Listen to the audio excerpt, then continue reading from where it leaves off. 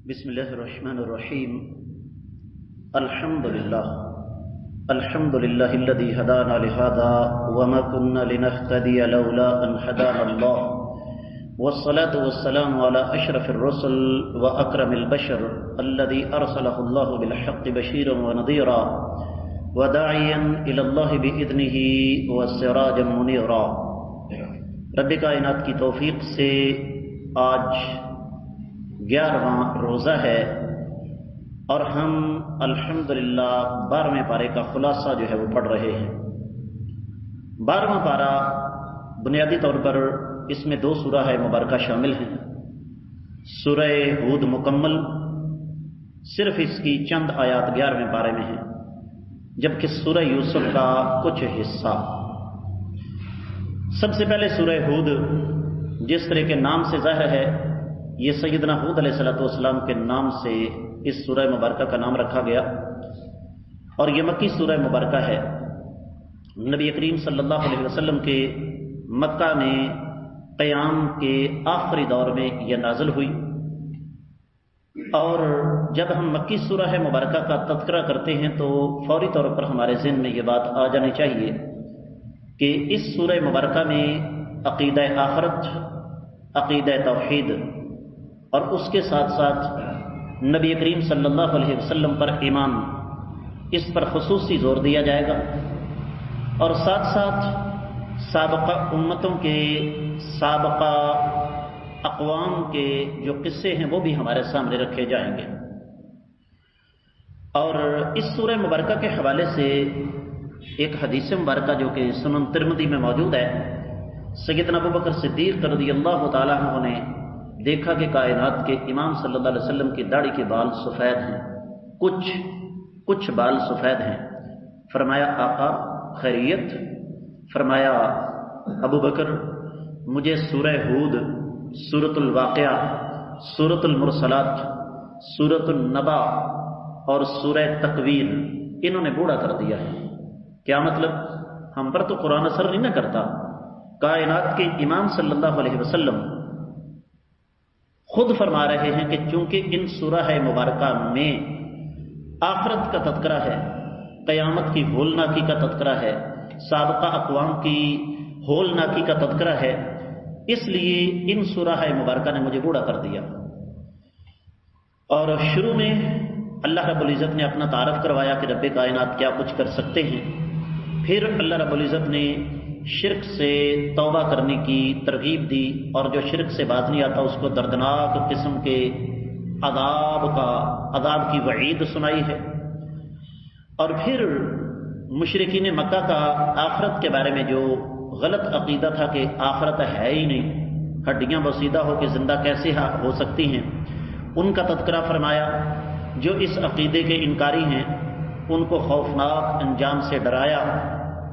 ساتھ یہ بھی سمجھا دیا کہ انسان 2 قسم کے ہیں.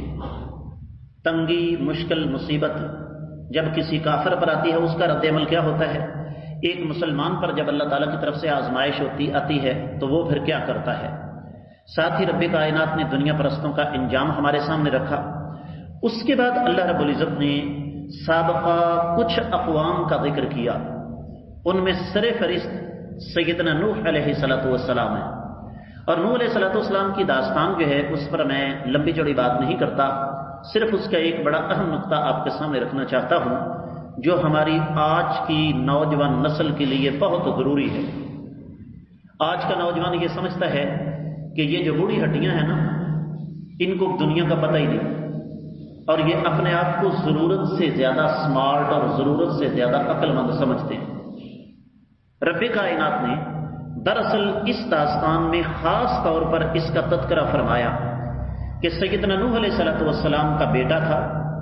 اللہ ملک العلام رب الجلال والاکرام نے خصوصی طور پر یہ ذکر فرمایا کہ لوگ مجھ سے سوال کرتے ہیں، میں ذاتی بات کر رہا ہوں، کہ استاد جی آپ تربیت اولاد کی بات کرتے ہیں، کیا نوح علیہ السلام نے اپنے بیٹے کی تربیت نہیں کی تھی؟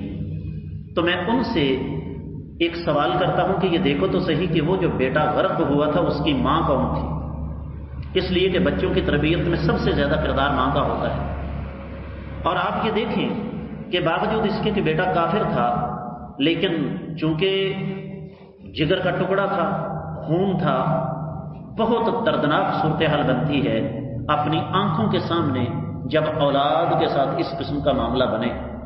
تو سیدنا نوح علیہ السلام نے بیٹے کو سمجھایا کہ بیٹا کشتی پر سوار ہو جا، لیکن وہ مانا نہیں، نتیجتاً آنکھوں کے سامنے غرق ہو گیا۔ اللہ کے سامنے دعا فرما دی، رب کائنات نے اس دعا کرنے کو پسند نہیں فرمایا۔ اس سے پتہ یہ چلا کہ ہماری نوجوان نسل کو کبھی بھی بزرگوں کی کسی بات کو بھی نظر انداز نہیں کرنا چاہیے۔ پھر سیدنا نوح علیہ السلام کی داستان جو کہ آگے بھی آ رہی ہے انشاءاللہ، کشتی بنانے کا حکم دیا، کشتی مکمل ہو گئی، اس کے بعد پھر جو صورتحال بنی کہ ساری کی ساری قوم جو ہے وہ غرق ہو گئی، عذاب مکمل ہو گیا، کشتی کو اللہ تعالیٰ نے محفوظ رکھا، اور پھر کس کس انداز سے جانور محفوظ رہے، یہ ساری کی ساری داستان یہاں پر موجود ہے۔ اس کے بعد داستان آتی ہے سیدنا ہود علیہ السلام کی، ان کی قوم عاد ہے، اور یاد رکھیے قوم عاد یہ کوئی عام لوگ نہیں تھے، آج بھی ان کے ڈھانچے ملے ہیں۔ آپ حیران ہوں گے کہ ان کے سر کسی بھی بڑی پانی کی ٹینکی جتنے، اور قد کم از کم 60 فٹ سے زیادہ، اتنی طاقتور قوم، لیکن شرک کے راستے پر چلی، رب کائنات نے تباہ و برباد کر دیا۔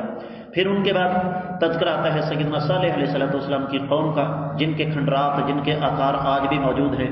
اتنی طاقتور قوم تھی کہ آج کے سائنسی دور میں پہاڑوں کو اندر سے کریت کر مکان نہیں بنائے جا سکتے، لیکن اس قوم نے اس دور میں بنا لیے۔ وہ مکان آج بھی مدائن صالح کے نام سے موجود ہیں، تبوک کے راستے میں، انٹرنیٹ پر ان کی تصویریں بھی موجود ہیں۔ لیکن جب نافرمانی کے راستے پر چلے، ایک معجزہ مانگا اونٹنی کا، رب کائنات نے پہاڑ سے اونٹنی نکال دی، ان ظالموں نے اس اونٹنی کے گھٹنے کاٹ دیے، نتیجتاً رب کائنات نے ان کو تباہ و برباد کر دیا۔ پھر تذکرہ آتا ہے لوط علیہ السلام کی قوم کا، ان کی گنونی حرکت کسی سے پوشیدہ نہیں ہے۔ آج یورپ اسی گنونی حرکت کے گندگی کے گڑھے کے اندر گر کر اپنے آپ کو تباہ و برباد کر رہا ہے، مردوں کے ساتھ بد پھیلی، رب کائنات نے پتھروں کی بارش نازل کر کے اس قوم کو تباہ کر دیا۔ پھر تذکرہ آ گیا سیدنا شعیب علیہ السلام کی قوم کا، جو مدین اور ایکا کے باشندے تھے، کروڑ پتی تھے، مال بھی بہت زیادہ تھا، لیکن اس کے باوجود مال کی حوث ختم نہیں ہوتی تھی۔ 2 نمبر طریقوں سے بے ایمانی کر کے، بد دیانتی کر کے انہوں نے مال کو زیادہ سے زیادہ جمع کرنے کا سلسلہ شروع کیا، تو رب کائنات نے اس قوم کو تباہ و برباد کر دیا۔ اس کے ساتھ ساتھ یہ بات ذہن میں رکھیے گا کہ ان تمام اقوام میں ایک قدر مشترک تھی، اور وہ قدر مشترک کیا تھی؟ یہ سارے کے سارے لوگ مشرک تھے۔ اللہ تعالیٰ سورہ ہود کی 100ویں سے لے کر 130ویں آیت مبارکہ تک بیان فرماتے ہیں کہ یہ اقوام تھی، ان کو ہم نے کیا کیا؟ تباہ و برباد کر دیا۔ کس لیے تباہ و برباد کیا؟ کہ انہوں نے نافرمانی کا راستہ اختیار کیا۔ سوال یہ ہے کہ آگے سیدنا یوسف علیہ السلام کا قصہ بھی آ رہا ہے، یہ داستانیں ہمارے سامنے رکھنے کا مقصد، توجہ کے ساتھ سنیے گا، ان داستانوں کو ہمارے سامنے رکھنے کا اصل مقصد کیا ہے کہ ہمیں یہ بات سمجھائی جائے کہ یہ بات اچھی طرح ذہن نشین کر لو کہ اگر وہ لوگ نہیں بچ سکے تو تم بھی اللہ تعالیٰ کی گرفت سے، اللہ تعالیٰ کے عذاب سے ہرگز بچ نہیں سکو گے۔ اس کے بعد سورہ یوسف شروع ہوتی ہے، جس طرح کہ میں اور آپ جانتے ہیں کہ یہ سورہ مبارکہ سیدنا یوسف علیہ السلام کے حوالے سے ہے، اور قرآن میں جو داستان پوری تفصیل کے ساتھ، انتہائی باریکی کے ساتھ بیان ہوئی ہے، وہ صرف اور صرف سیدنا یوسف علیہ السلام کی۔ اور یہ سورہ مبارکہ مکہ میں ہی نازل ہوئی تھی، غالباً نبوت کے 12ویں سال، اور یہ سورہ ہود سے پہلے نازل ہوئی۔ اب سیدنا یوسف علیہ السلام کی جو داستان ہے، اس میں بڑے اسباق ہیں ہمارے لیے۔ ان میں سب سے بنیادی مسئلہ خوابوں کا ہے۔ نبی کریم صلی اللہ علیہ وسلم کے فرمان کے مطابق اگر اچھا خواب آئے تو اسے صرف اور صرف اس کے سامنے ذکر کیا جائے جو آپ کا اپنا ہو، آپ کا ہمدرد ہو۔ اور اس سے یہ بھی پتہ چلتا ہے کہ سگے بھائی بھی جان کے پیاسے بن جاتے ہیں، خون کے پیاسے بن جاتے ہیں۔ اس سے یہ بھی پتہ چلتا ہے کہ عزت اور ذلت اللہ تعالیٰ کے ہاتھ میں ہے، کہاں اندھا کنواں اور کہاں مصر کا تخت، یہ عرش والے رب کا کام ہے۔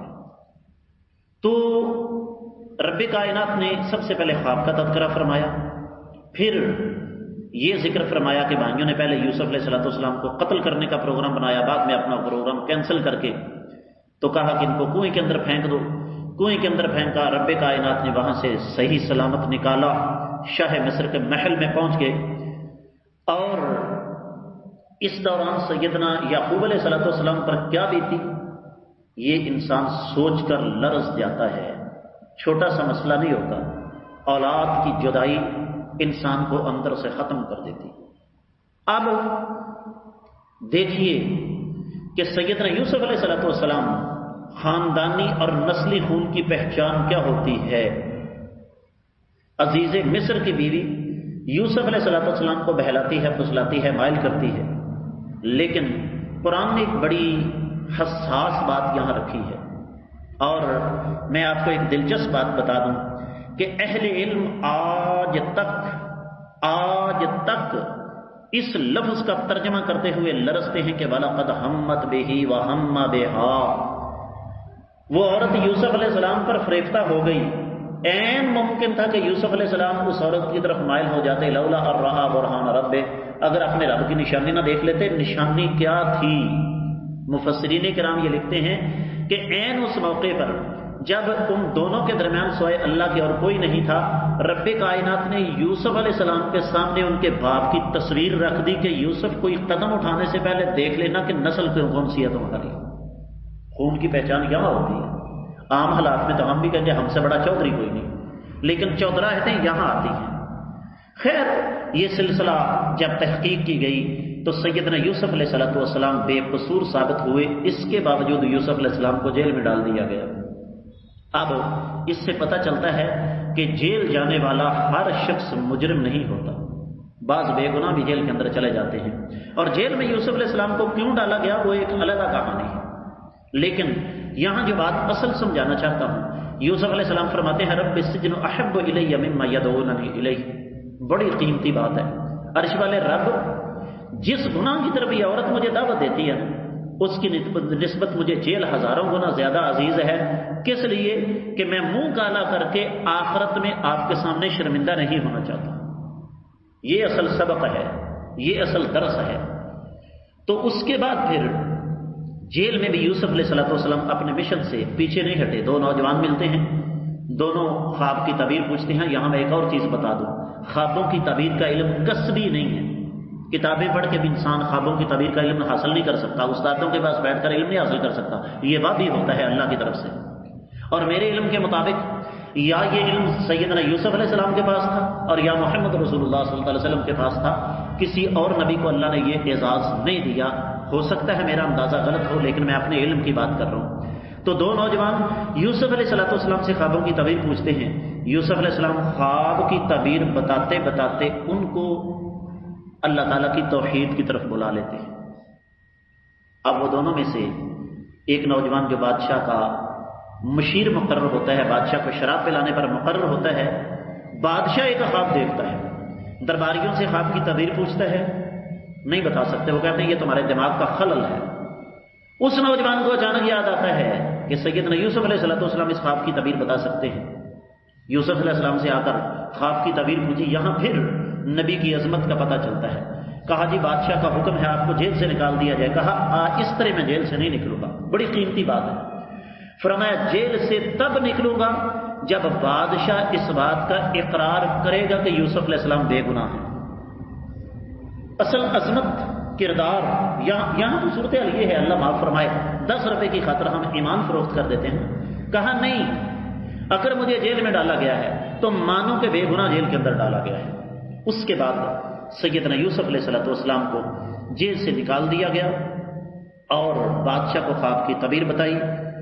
اور پھر بادشاہ نے وہاں پر واضح طور پر اس بات کا اعتراف کیا کہ سیدنا یوسف علیہ السلام بے گناہ ہیں، پاک ہیں.